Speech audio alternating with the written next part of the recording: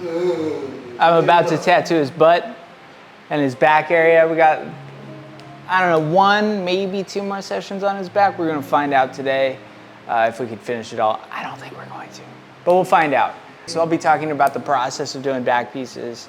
And I also have voice notes of questions you guys gave me, and I'll be answering those. So a lot of stuff to get into. Let's jump into it. Let me just put my face in this dude's butt. Let's get after it.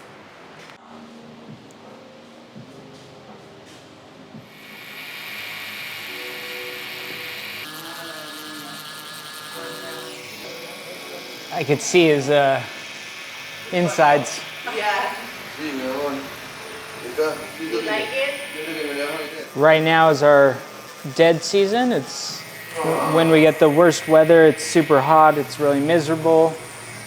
So a lot of people leave for the season. So Pepe's in Argentina with his family. Jojo is in Britain with her family. I'm here because I travel home enough as it is, but it's kind of nice. It's really dead. This is like we only do a couple tattoos this time of year. We just chill, fuck around, tattoo booty holes and stuff. When tattooing back pieces, the hardest part is keeping your clients here. They like to run away. And at any moment, an emergency might happen. They're like, oh shit, my brother just called, he just got arrested, I have to go. Shit like that. Back piece tattoos hurt.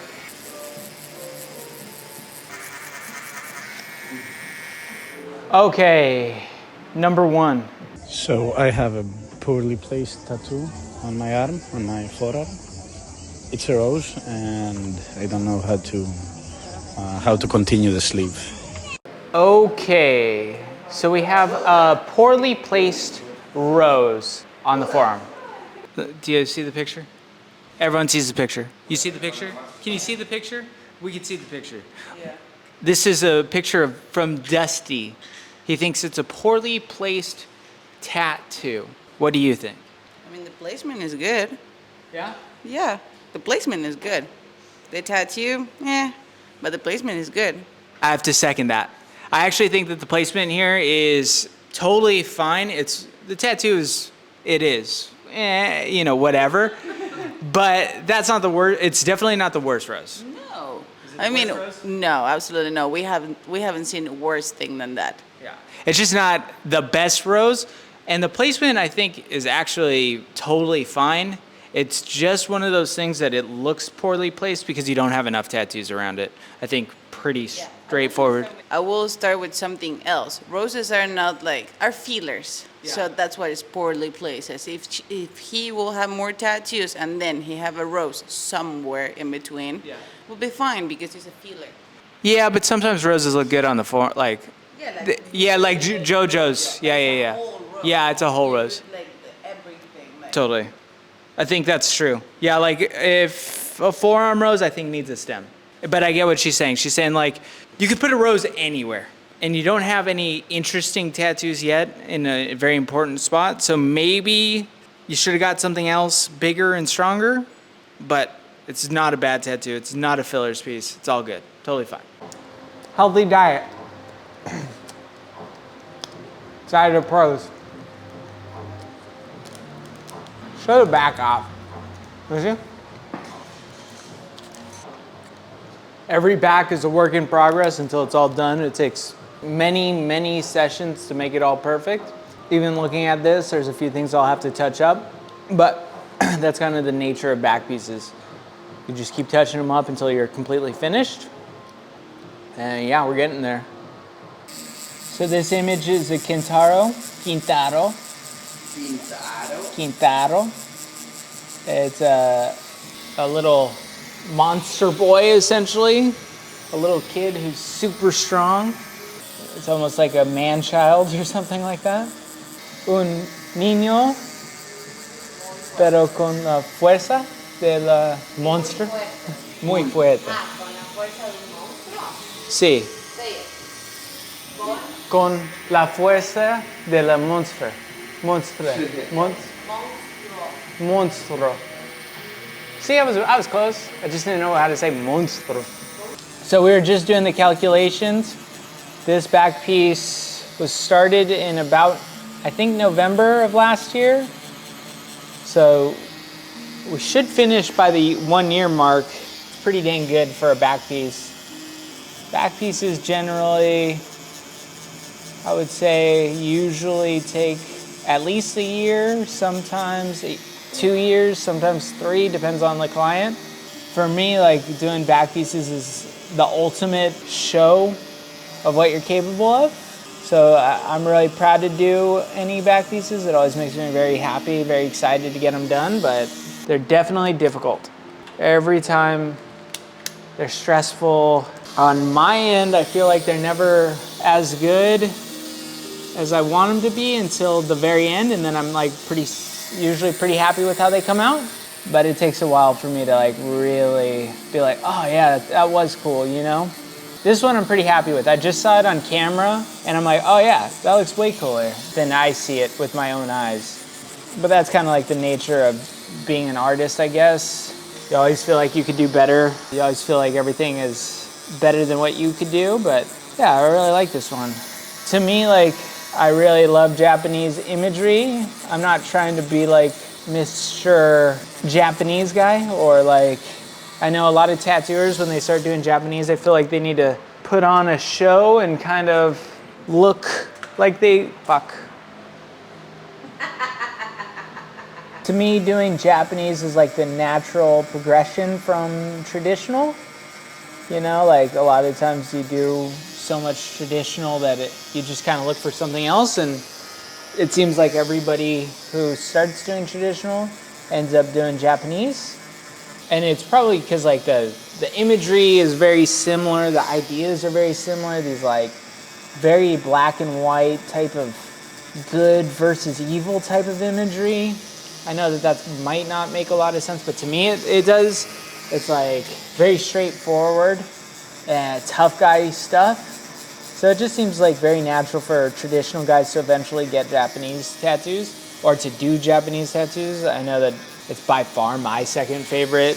And even sometimes like right now I've been just Japanese, like consuming just all the Japanese imagery I can, finding books about Japanese, that type of stuff. Super fun. So like I said, I don't want to be Mr. Japanese guy where you're not going to see me in a kimono anytime soon or doing stuff like that, but it is fun to just explore different avenues of making tattoos. I think the history, you know, like there's so much strong history in Japanese, obviously, and there's less, but still a very strong history in traditional tattooing, so it just kind of like, they go hand in hand. Also tattooers like Ed Hardy, Sailor Jerry were making ventures into Japanese as early as like the 60s and 70s, so it's like just part of tattoo culture, you know? At least tattoo culture in America, it's like, oh, you're white, you get American traditional, you're gonna do Japanese at some point. Okay. Ian Mellick. Ian Mellick. E-A-N Mellick. Hello, Ian Mellick.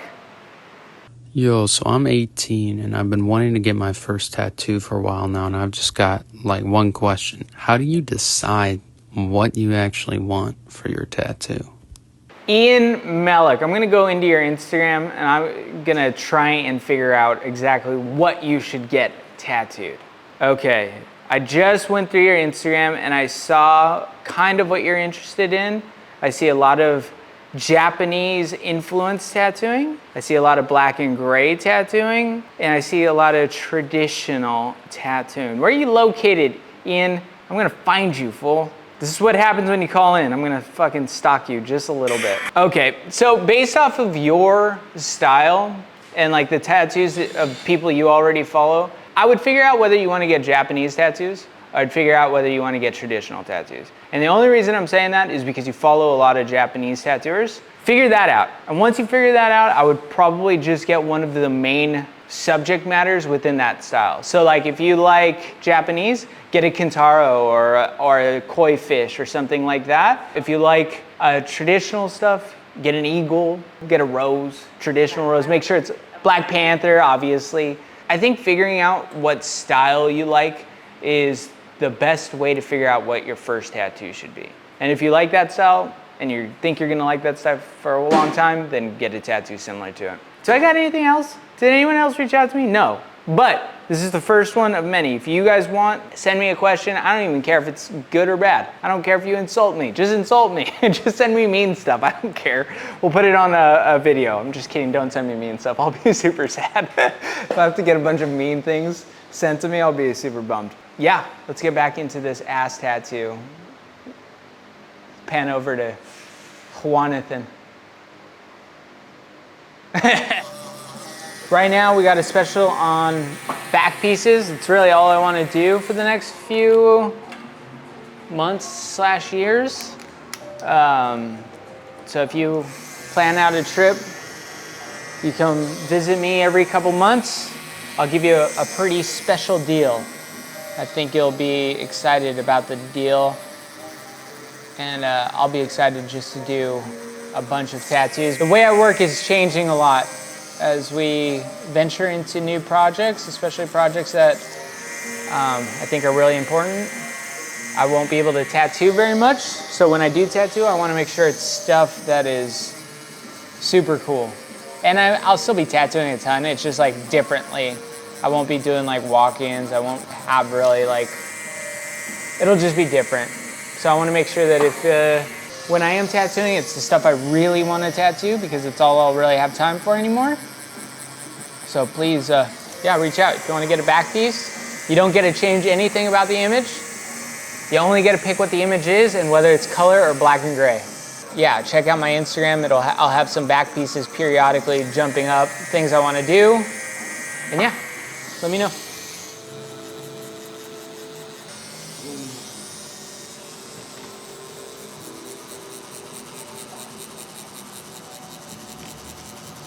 The key to being a good tattooer is how you rub the butt.